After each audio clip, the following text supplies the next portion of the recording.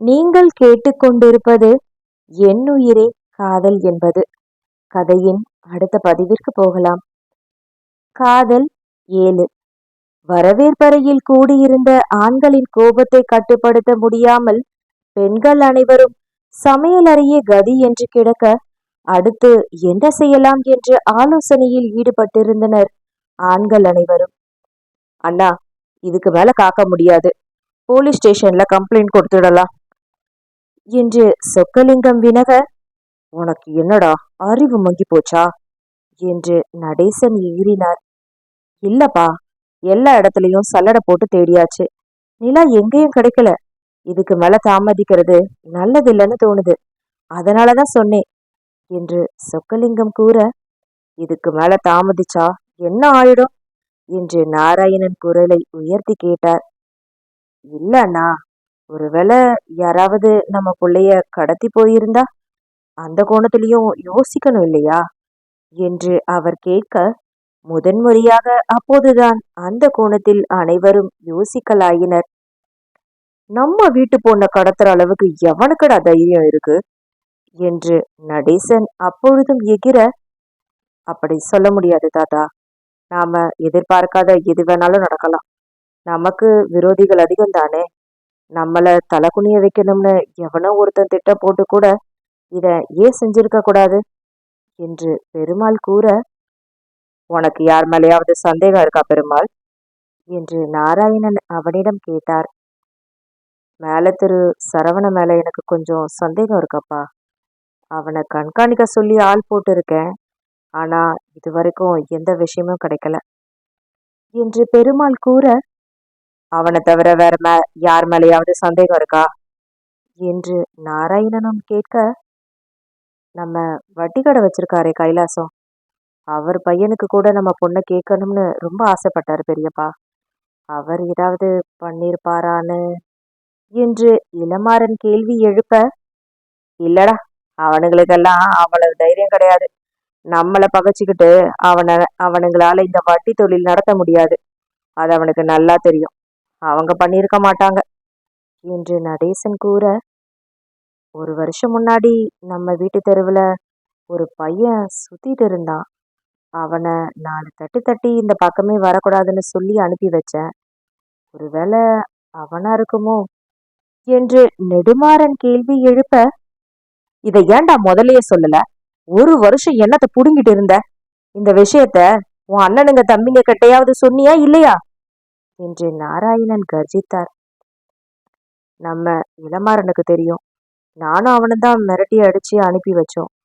பார்க்க பயந்த சுபாவம் மாதிரி தான் தெரிஞ்சான், அதனால எதுவும் வம்பு வராதுன்னு தோணுச்சு. பயந்து ஓடுனவன் அதுக்கப்புறம் நாங்க பார்க்கவே இல்லை. இப்பதான் ஏதாவது இருக்குமான்னு ஒரு சந்தேகம் வருது. நெடுமாறன் தயங்கி தயங்கி கூற, போலீஸ்ல கம்ப்ளைண்ட் கொடுக்கறதெல்லாம் வேண்டாம் என்று நடேசன் திட்டவட்டமாக மறுத்துவிட்டார்.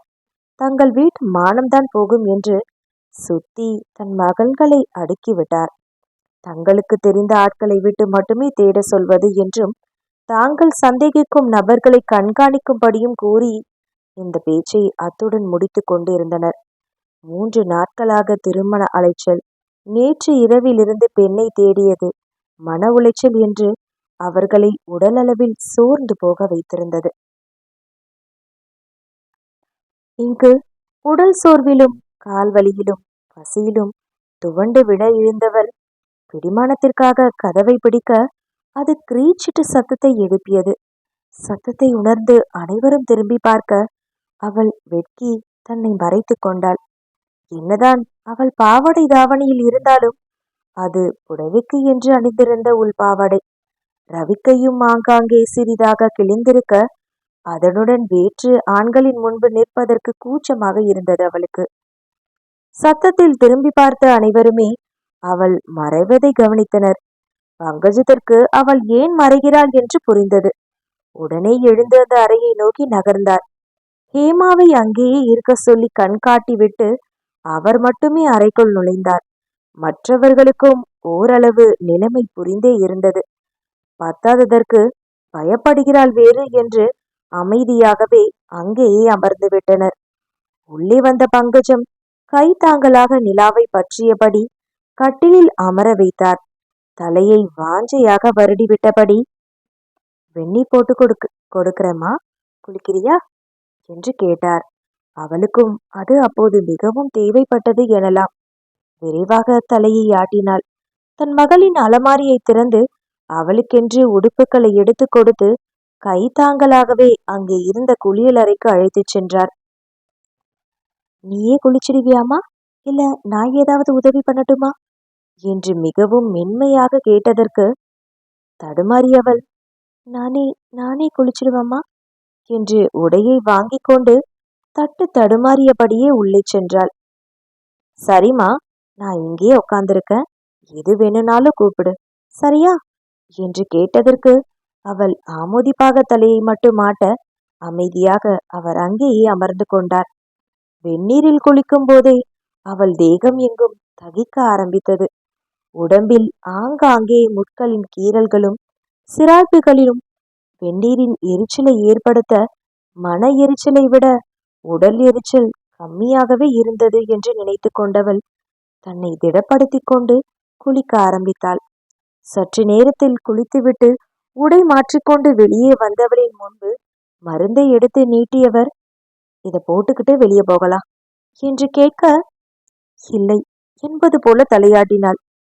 என்னம்மா என்று பங்கஜம் பரிவாக கேட்க, நான் நான் நான் எங்கேயே என்று தடுமாறினாள் அவள்.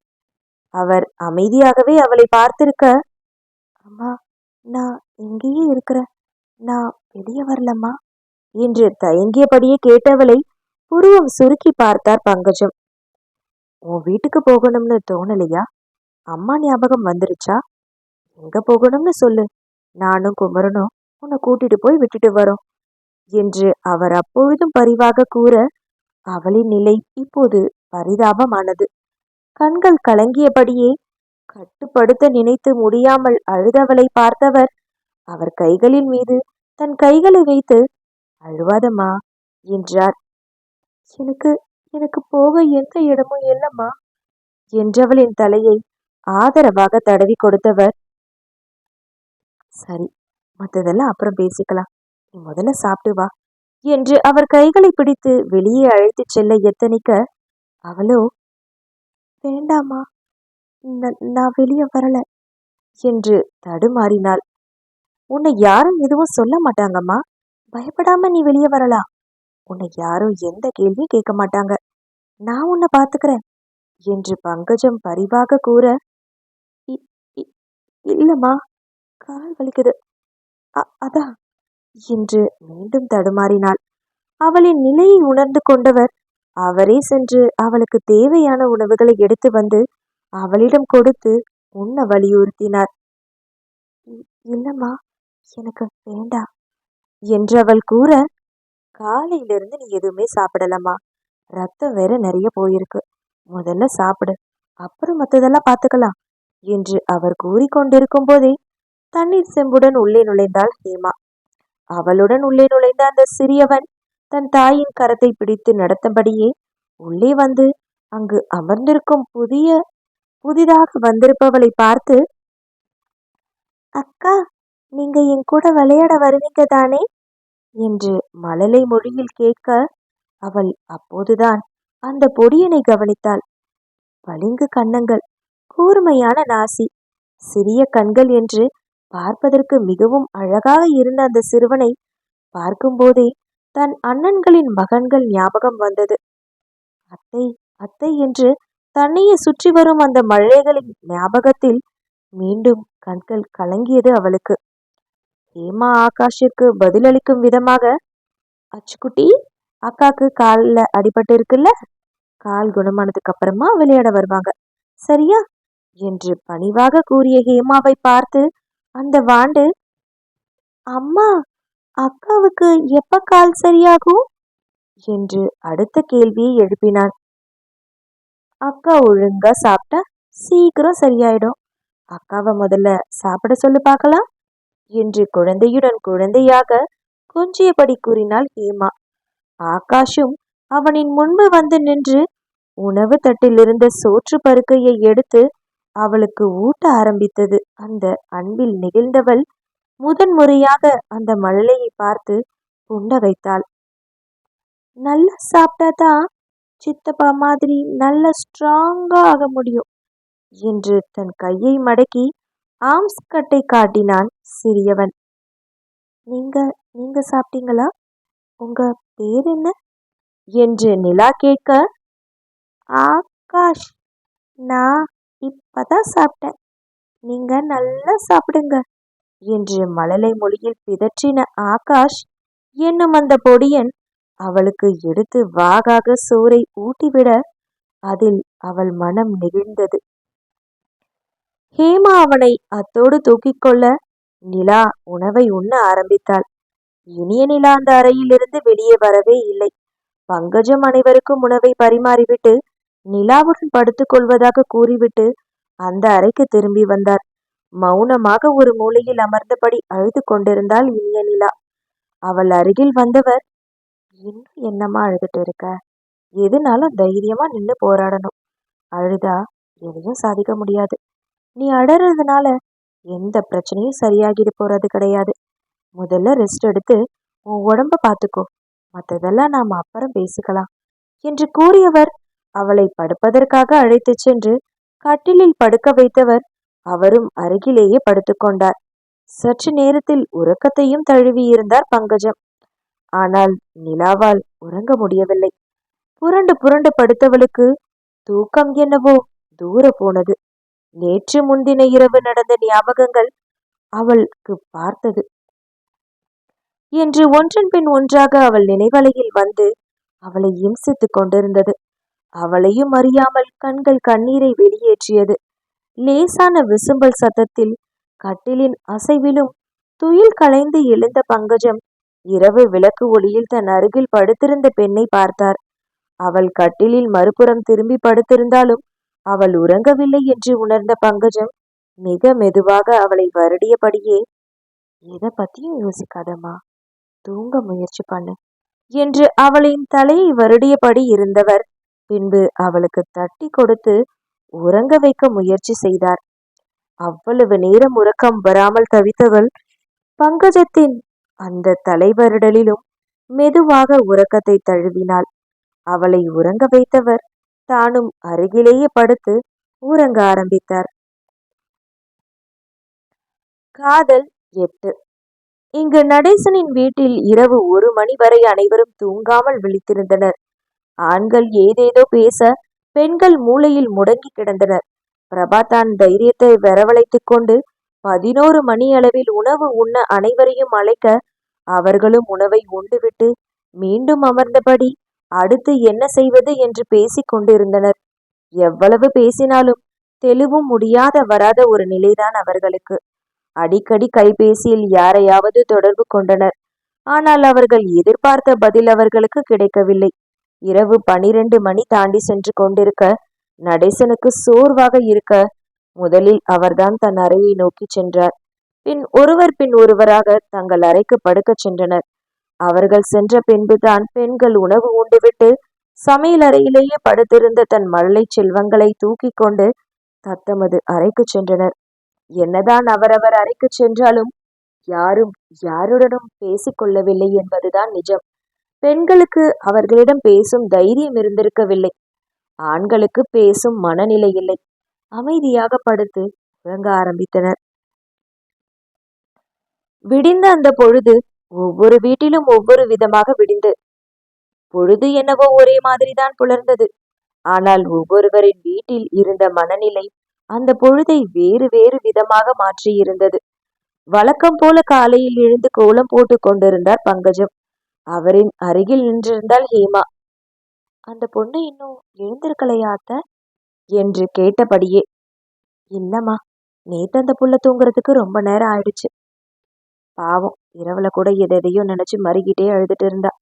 நான் தான் அவ தலையை வருடி கொடுத்து தூங்க வச்சேன் என்று பங்கஜம் கூற, அந்த பிள்ளைக்கு என்ன பிரச்சனையா இருக்கும் அத்தை என்று ஹேமா ஆர்வமாக கேட்டாள்.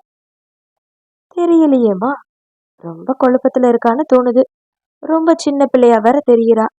ரொம்ப பயந்த பிள்ளையா வேற இருக்கா. எழுந்தா கூட அவகிட்ட ஏதும் கேட்க முடியுமான்னு தெரியல என்று அந்த பெண்ணின் நிலைமையை அவர் அனுமானித்த விதமாய் கூறி கொண்டிருந்தார். சற்று நேரத்தில் ரங்கராஜன் இறங்கி வந்துவிட அந்த வீடு காலை பரபரப்பை தொற்றிக் கொண்டது. அவரும் அந்த பெண்ணை பற்றி கேட்க பங்கஜம் அவருக்கு பதில் உரைத்தார். தெரியலங்க, புள்ள எழுந்தாதான் கேட்கணும் என்று கூறி மழுப்பி இருந்தார். அவருக்கு தேநீரை கொடுத்து அனுப்பிவிட்டு கணேசனும் ஆகாஷும் இறங்கி வந்துவிட ஹேமா தன் கணவன் குழந்தைகள் என்று ஐக்கியமாகி அவர்களை கவனித்துக் கொள்வதில் முனைப்பு காட்ட இவரும் தேநீரை பருகிவிட்டு அறையில் படுத்திருக்கும் அந்த பெண்ணை பார்க்க சென்றார் பங்கஜம். உள்ளே சென்று பார்க்கும்போது அந்த பெண் கட்டிலில் இல்லை. குளியலறையில் இருக்கிறாளா என்று அங்கே சென்று ஆராய்ந்த போது அங்கேயும் அவள் இல்லை. பதறியபடி திரும்பியவரின் கண்களில் அகப்பட்டாள் அந்த பெண்.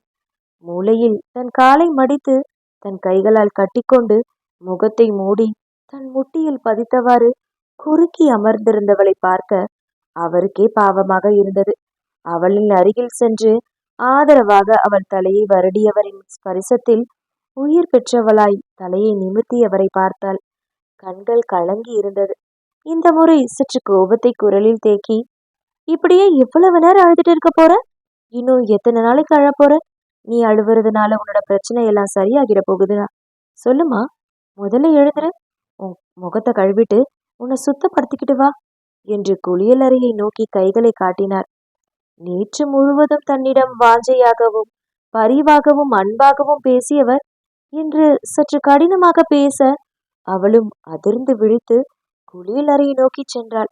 சற்று நேரத்தில் சுத்தப்படுத்தி கொண்டு வந்தவளை நோக்கியவர், உன்கிட்ட அன்பா பேசினா காரியம் ஆவாது போலையே, அதட்டி பேசினாதான் செய்வியா என்று கேள்வியை கேட்டபடியே அவளின் அருகில் சிரித்து கொண்டே நடந்து வந்தார்.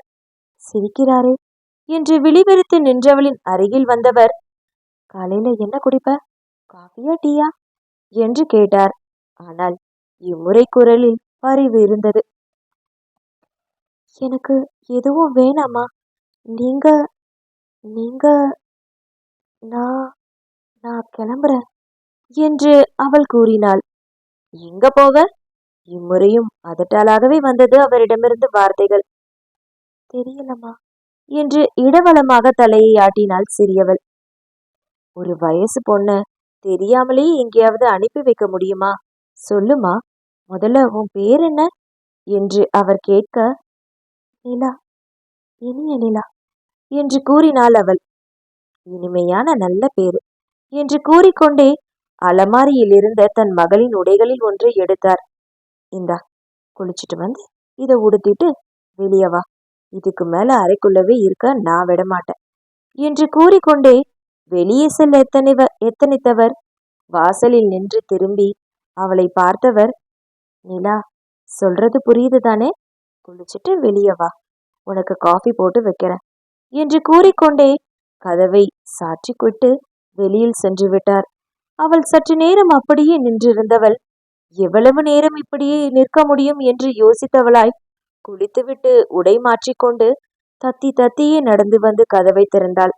அவள் திறக்கும்போது வரவேற்பறையில் குமரன் அமர்ந்தபடி ஆகாஷிடம் கதையளந்து கொண்டிருந்தான். கணேசன் உணவு மேஜையில் அமர்ந்து உணவு உண்டு கொண்டிருந்தான்.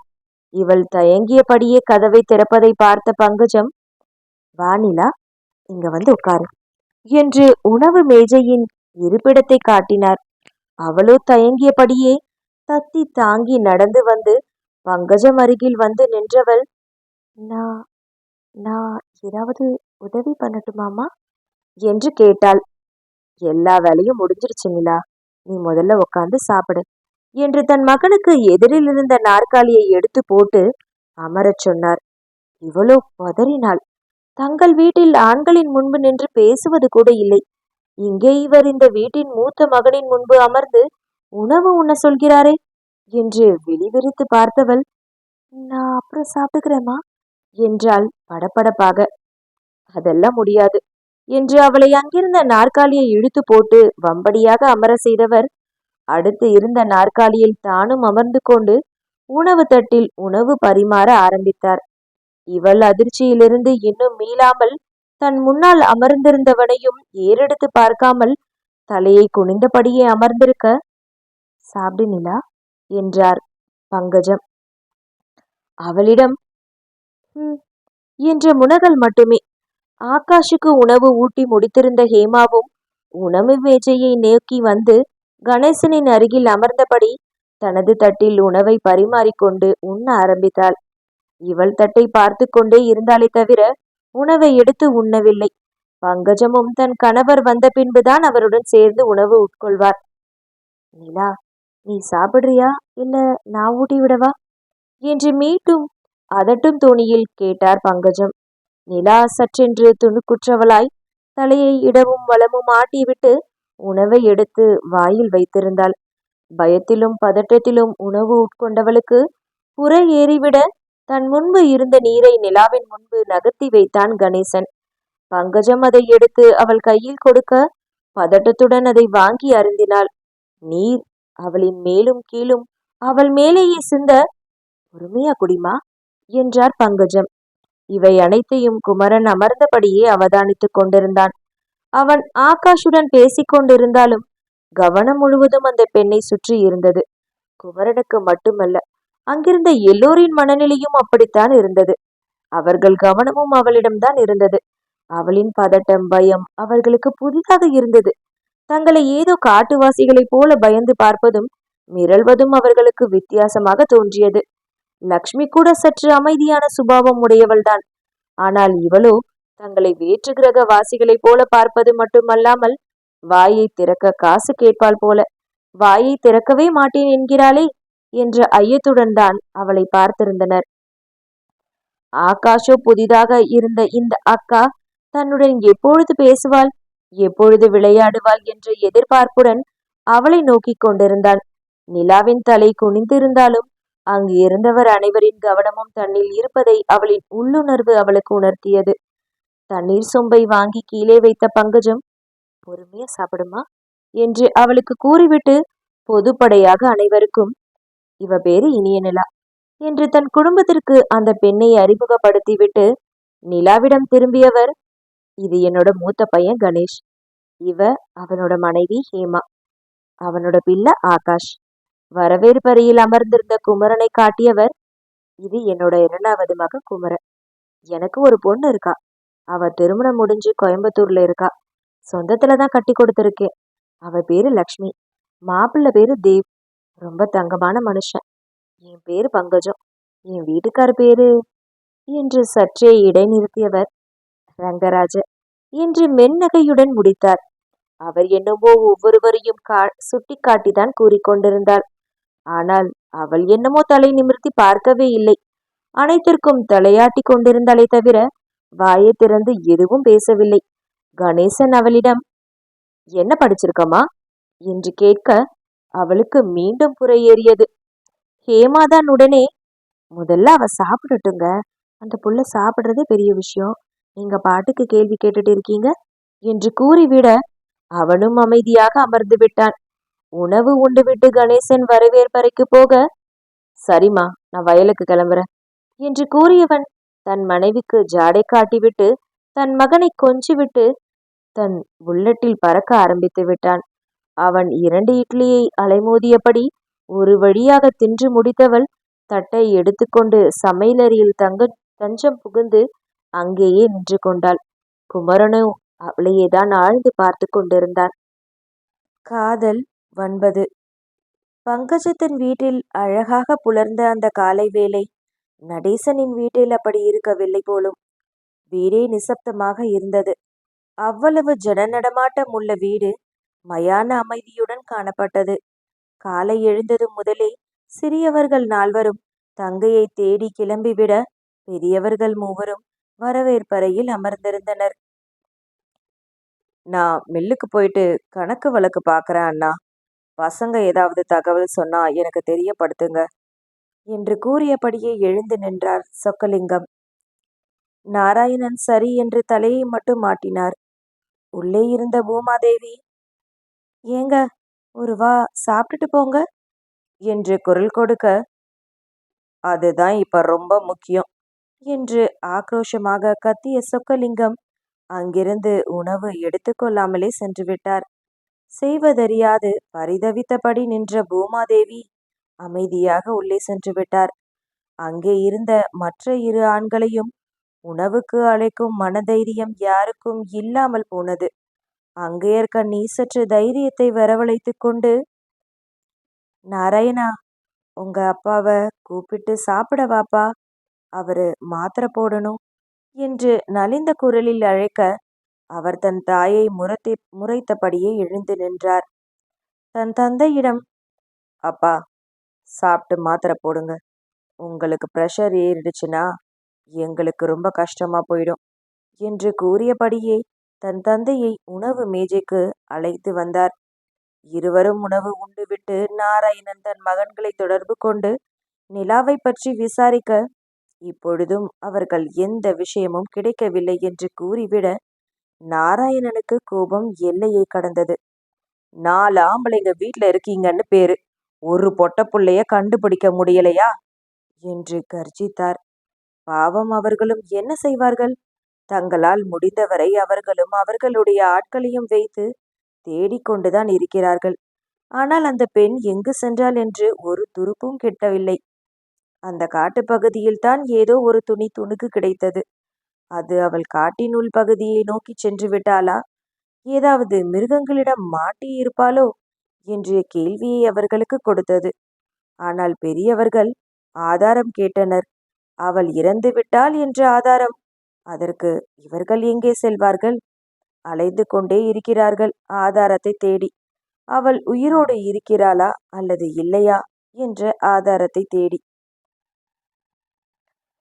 சமையலறையில் உள்ளே சென்ற நிலா வெளியே வராமல் இருக்க, அவளை தேடி உள்ளே சென்றார் பங்கஜம். நிலா, எதுக்கு இவ்வளவு பயந்துட்டு இருக்க? இங்க இருக்கவங்க எல்லாரும் மனுஷங்க தான், உன்னை யாரும் எதுவும் பண்ணிட மாட்டாங்க. இங்க பாரு என்று தன் மருமகளை சுட்டி காட்டியவர், இவ இந்த வீட்டுக்கு வரும்போது கொஞ்சம் பயந்த சுபாவமா தான் இருந்தா. இப்ப பாரு, இந்த வீட்டுல யாரு மாமியார்னு எனக்கே அடிக்கடி சந்தேகம் வரும் என்று அவர் நக்கல் அடிக்க, நான் என்ன பண்ணாத என்று பதட்டமாக கேள்வி எழுப்பினாள் ஹேமா.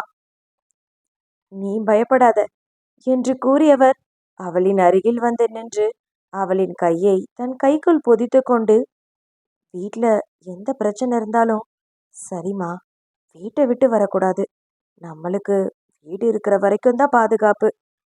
வெளியே எந்த ஆபத்து நமக்கு காத்திருக்கும்னு சொல்ல முடியாது என்று பங்கஜம் பரிவாக பேச, உனக்கு எதையும் கூற விருப்பம் இல்லைன்னா கூற வேணாம்.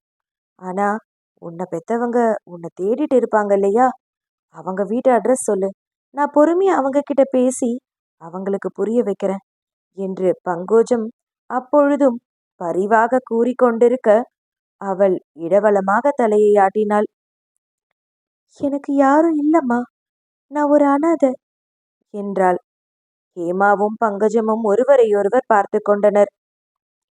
என்ன படிச்சிருக்க என்று ஹேமா கேட்க, வந்து வந்து என்று தடுமாறியவள், பிஏ இங்கிலீஷ் செகண்ட் இயர் என்று நிறுத்தினாள். ஏன் படிப்பை பாதியில விட்டுட்ட என்று பங்கஜம் கேட்க, அவள் அமைதியாக இருந்தாள். பின்பு பங்கஜம் பேச்சை தொடர்ந்தார். படிப்பை நிறுத்திட்டு திருமண ஏற்பாடு பண்ணிட்டாங்களா, அதனால திருமணம் பிடிக்காம ஓடி வந்துட்டியா என்று பொறுமையாக கேட்டார். அவள் அமைதியாகவே தலையை இடமும் வலமும் ஆட்டினாள். நான் உங்க வீட்டுல பேசி அவங்களுக்கு புரிய வைக்கிறேன் என்று பங்கஜம் மீண்டும் கூற, என்ன அவங்க கொன்னுடுவாங்கம்மா என்று நலிந்த குரலில் கூறினாள் நிலா. அப்படியெல்லாம் எதுவும் நடக்காதுமா, என்ன நம்பு, நான் உன்னை நல்லபடியா உங்க வீட்டுல சேர்க்கிறேன் என்று மீண்டும் கூறினார் பங்கஜம். உங்களுக்கு அவங்கள பத்தி தெரியாதுமா, அவங்க என்னை கொன்னுடுவாங்கம்மா, இதுக்கு மேல என்னை எதையும் கேட்காதீங்க என்று அழ ஆரம்பித்து விட்டாள். தன்னிடம் பரிவாகவும் பாசமாகவும் பேசிய அந்த தாயிடம் அவளுக்கு பொய்யுரைக்க முடியவில்லை. அதே சமயத்தில் உண்மையையும் கூற முடியவில்லை. அவர் கேட்ட கேள்விகளுக்கு பொய்யுரைக்காமல் ஒரு வரியும் பதில் கூறியவளால் மற்ற உண்மைகளையும் அவளுடைய பூர்வீகத்தையும் சொல்ல விருப்பமில்லை. அப்படி ஒருவேளை சொன்னால் இவர்கள் தனக்கு நன்மை என்று கருதி தன்னை தன் வீட்டில் சேர்த்துவிட அவர்களும் குடும்ப மானம் மரியாதை என்று தன்னை கொன்று புதைத்து விட்டுத்தான் மறுவேளை பார்ப்பார்கள் என்று நிலாவிற்கு நன்றாக தெரிந்தது. அவளை யோசனையாக பார்த்து இருந்தவர் ஹேமாவை ஒரு பார்வை பார்த்துவிட்டு மீண்டும் நிலாவிடம் பேசினார்.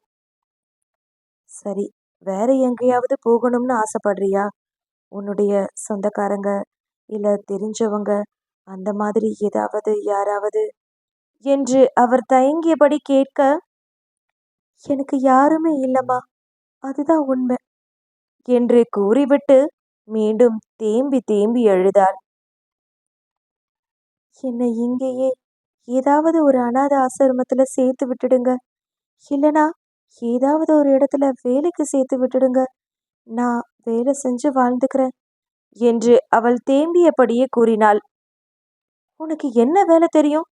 படிப்பு கூட பாதியில விட்டுட்டியே, என்ன வேலை செய்வ என்று பங்கஜமும் விடாமல் கேள்வி எழுப்ப,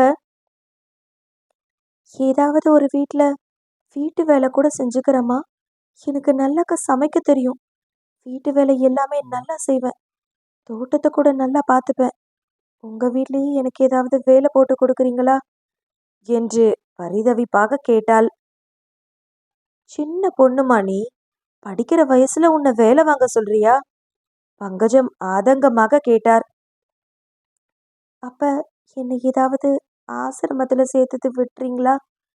எங்கேயாவது தூரமா கண்காணாத ஒரு ஆசிரமத்துல அங்கேயே வேலை செஞ்சு நான் அங்கேயே இருந்துக்கிறேன் என்று நிலா பரிதாபமாய் கேட்க, அப்படி எதுவும் எனக்கு தெரியாதுமா, நீ சின்ன பொண்ணு, நல்லா யோசிச்சு முடிவெடு, உன்னை நாங்க வற்புறுத்த மாட்டோம், அதுக்காக நீ எடுக்கிற தப்பான முடிவுக்கு துணையாவும் இருக்க மாட்டோம் மீண்டும் கூறினார் பங்கஜம். உனக்கு விருப்பம் இல்லாம திருமணம் செய்ய வைக்க நினைச்சது தப்புதான், ஆனா உன்னை பிரிஞ்சு பெத்தவங்க கண்டிப்பா வருந்துவாங்க என்று ஒரு தாயின் பரிதவிப்பாக பங்கஜம் அவளுக்கு உணர்த்த முனைந்தார். இல்லம்மா, நீங்க நினைக்கிற மாதிரி எதுவும் இல்லை, என்னால உங்ககிட்ட எல்லா உண்மையும் சொல்ல முடியல, அதே சமயத்துல உங்ககிட்ட பொய் சொல்லவும் எனக்கு விருப்பம் இல்லை, ஆனா நான் கண்டிப்பா திரும்பி போனா என்னை கொன்னுடுவாங்க, அதை மட்டும் என்னால உறுதியா சொல்ல முடியும், அவங்களுக்கு அவங்களோட கௌரவம் தான் முக்கியம், தயவு செஞ்சு என்னை எங்கேயும் அனுப்பிடாதீங்க, அங்க போய் நான் சாகிறதுக்கு இங்கேயே ஏதாவது ஒரு மூலையில உயிரை விட்டுடுறேன் என்று நிலா பயத்துடன் கூற, பிதற்றி கொண்டிருந்தவளை இருவரும் பாவமாக பார்த்து கொண்டிருந்தனர் என்றால், சமையலறையின் வாசலில் கைகளை கட்டியபடி இவை அனைத்தையும் கேட்டுக்கொண்டிருந்த குமரனுக்கும் மனம் வருத்தமாகத்தான் இருந்தது. பாவம், சிறு பெண், கல்லூரியை கூட முடிக்காதவள், இவளுக்கு திருமண ஏற்பாடா? அதுவும் கட்டாய திருமணம். ச்சே, இந்த சமுதாயம் எதை நோக்கி போய் கொண்டிருக்கிறது? பெண்களுக்கு சுய முடிவு எடுக்க உரிமை இல்லையா? இன்னுமே பெண்களின் வாழ்க்கையை ஆண்கள் தான் நிர்ணயித்துக் கொண்டிருக்கிறார்களா என்று பல கேள்விகள் அவன் மனதினுள். அதுவும் தன் தாய் எவ்வளவு கேட்டும் அவள் மற்ற விடயங்களை கூற மறுப்பதும், தன்னை சார்ந்தவர்களை தன்னை கொன்று விடுவார்கள் என்று கூறுவதும் இன்னும் அவன் மனதிற்கு மிகுந்த சஞ்சலத்தை கொடுத்தது. தேம்பி அழுது கொண்டிருக்கும் நிலாவையே பாவமாக பார்த்திருந்தார் பங்கஜம். ஒரு தாயாய் பெற்றவர்களிடம் அவளை சேர்ப்பது நியாயமாகப்பட்டாலும், ஒரு பெண்ணாய் அவள் பயத்தையும் பரிதவிப்பையும் பார்த்தவருக்கு என்ன முடிவெடுப்பது என்று தெரியாத நிலைதான். யோசனையாகவே அமர்ந்திருந்தவரை பார்த்த குமரன் ஒரு முடிவெடுத்தவனாய், அம்மா, எனக்கு நேரம் ஆச்சு, டிஃபன் வைக்கிறீங்களா என்று கேட்க அவர் சிந்தனையை கலைத்தான். இரு வரேன் குமரா என்று கூறியவர் ஹேமாவிடம் நிலாவை பார்த்துக்க சொல்லிவிட்டு கண்களில் ஜாடை காட்டிவிட்டு வெளியே சென்றவர் குமரன் உணவு மேஜையில் அமர்ந்து இல்லாமல் சமையலறையின் வாசலில் நிற்பதை பார்த்தவர், ஏண்டா, வேணும்னா போட்டு சாப்பிட வேண்டியது தானே, அந்த பிள்ளைகிட்ட பேசிட்டு இருக்கேன்ல, கூப்பிடுறியே, நீயே போட்டு சாப்பிட்டுக்கிறியா, நான் அந்த பொண்ணுகிட்ட பேசிட்டு இருக்கேன் என்று கூற அவர் கையை பிடித்து சற்று தள்ளி அழைத்து வந்தவன், அம்மா, அந்த பொண்ணு பேசினதை நானும் கேட்டேன், அவ செகண்ட் இயர் பிஏ படிக்கிறான்னா கண்டிப்பா 18 வயசுக்கு மேல தான் இருக்கும். பெத்தவங்களே இருந்தாலும், அவளோட விருப்பத்துக்கு மாறா எந்த முடிவு எடுக்கிறதா இருந்தாலும், அவங்களுக்கு உரிமை இல்ல. அது திருமணமா இருந்தாலும் சரி, வேற எதுவா இருந்தாலும் சரி. அவ எங்க இருக்கணும், என்ன செய்யணும்னு முடிவெடுக்கிற எல்லா உரிமையும் அவளுக்கு இருக்கு. அப்படித்தான் நம்மளோட சட்டம் சொல்லுது. நீங்க ஒரு அம்மாவா பேசுறீங்க. என்னால அத புரிஞ்சுக்க முடியுது. அந்த பொண்ணு ஏதோ சொல்ல முடியாத கஷ்டத்துல இருக்கிறான்னு தோணுது. அத உடனே சரி பண்ணணும்னு நினைக்காதீங்க. அது இன்னும் அந்த பொண்ண ரணமாக்கி, இங்கிருந்து எங்கேயாவது ஓட வச்சிடும். அது அந்த பொண்ணுக்கு ஆபத்தா கூட நேரிடலாம். முந்தா நேத்து என்ன நடந்ததுன்னு நமக்கு தெரியாது. எது நடந்தாலும் சரி, ரொம்ப பயந்த பொண்ணா இருக்கா. இதுக்கு மேலயும் அவள வெளிய விட்டு, இன்னும் ஆபத்த அவளுக்கு தேடிக் கொடுக்க முடியாது. நாம அவள பெற்றோருடன் சேர்த்து வைக்கிறோமோ, முயற்சி எடுக்கிறோம்னு தெரிஞ்சுக்கிட்டு, அவ பயந்து இங்கிருந்து வெளிய போனா, அது அவளுக்கு பெரிய ஆபத்தா முடிஞ்சிடும். கொஞ்ச நாள் விடுங்க. அவ பயத்த முதல்ல போக்குங்க. என்ன பிரச்சனைன்னு முழுசா தெரிஞ்சுக்கோங்க. அப்புறம் மத்தத பத்தி பேசிக்கலாம். என்று ஒரு வழக்கறிஞராக, சட்டை சட்டத்தை அறிந்தவனாக தன் தாய்க்கு அனைத்தையும் கூறிக் கொண்டிருந்தான் குமரன். அவன் கூறுவதும் அவருக்கு நியாயமாகவே பட்டது. இந்த ஒரு நாள் முழுவதும் அவர் அந்த பெண்ணின் பயத்தையும் பரிதவிப்பையும் பார்த்திருந்தவருக்கு, இந்த பெண் வெளியில் சென்றால் ஆபத்து அதிகம் என்று தோன்றியது. சொந்தங்களே அவளை கொல்ல நினைக்கிறார்கள் என்பது எவ்வளவு பெரிய கஷ்டமான விஷயம் என்பதை உணர்ந்தார். தன் மகனுக்கு ஆமோதிப்பாக தலையாட்டியவர், ஒருவேளை அந்த பொண்ணு இங்க இருக்கிறது அவங்க பெத்தவங்களுக்கு தெரிஞ்சிருச்சுன்னா பிரச்சனை ஆகிடாதா குமரா என்று கேட்டார். அதான் சொன்னேனேம்மா, அந்த பொண்ணுக்கு 18 வயசுக்கு மேல ஆகுது. எங்க இருக்கலாம், என்ன பண்ணலாம்னு முடிவெடுக்கிற உரிமை அந்த பொண்ணுக்கு இருக்கு. பெத்தவங்களே இருந்தாலும் அதை தடுக்க முடியாது. அந்த பொண்ணுக்கு விருப்பம் இல்லாம திருமணம் செஞ்சு வைக்கவும் முடியாது. அந்த பொண்ணோட விருப்பம் இல்லாம வீட்டுல நிறுத்தி வைக்கவும் முடியாது. நீங்க பொறுமையா பேசி அந்த பொண்ணுக்கு முதல்ல தைரியத்தை கொண்டு வாங்க. அப்புறம் அந்த பொண்ணுகிட்ட பிரச்சனை என்னன்னு அடியாழமா கேட்டு பாருங்க. பிரச்சனை தெரிஞ்சதுன்னா அதுக்கான தீர்வை நாம சொல்ல முடியும் என்று குமரன் கூறிக்கொண்டிருக்க, அப்ப அந்த பொண்ணோட படிப்பு என்று மிக முக்கிய கேள்வியாக கேட்டார் பங்கஜம். அம்மா, அந்த பொண்ணோட டீட்டெயில் கிடைக்காம அந்த பொண்ணை நாம எப்படி படிக்க வைக்க முடியும்? சர்டிபிகேட் இல்லாம வேணும் இல்லையா? அவங்க வீட்டுக்கு போக விருப்பம் இல்லைனாலும் அவ எங்க படிச்சான்னு தெரிஞ்சாதானே அவ அங்கிருந்து சர்டிபிகேட் வாங்க மேல படிக்க வைக்க முடியும். எதுவுமே தெரியாம, எந்த ஆதாரமும் கையில இல்லாம அந்த பெண்ணை படிக்க வைக்க முடியாதுமா. கொஞ்ச நாள் போகட்டும். அந்த பொண்ணு முதல்ல தெளிவுபடுத்துங்க. அப்புறம் மத்ததெல்லாம் பேசிக்கலாம் என்று கூறிக்கொண்டிருந்த தன் மகனை மிச்சிதலாக பார்த்தார் பங்கஜம். என்ன என்று புருவங்களை உயர்த்தி கண்களால் அவன் கேட்க, ஒன்னும் இல்லடா என் ராசா என்று அவனை நெட்டி முறித்தார் ஒரு சின்ன சிரிப்புடன். சரிம்மா, நீங்க அந்த பொண்ணை பாருங்க, நான் சாப்பிட்டுக்கிறேன் என்று கூறிக்கொண்டிருக்கும் போதே ரங்கராஜனும் வீட்டினுள்ளே நுழைய, அப்பாவுக்கும் நானே சாப்பாடு பரிமாறிக்கிறேன், நீங்க அந்த பொண்ணை பாருங்க என்று கூறிவிட்டு அங்கிருந்து அகன்று சென்று விட்டான் குமரன்.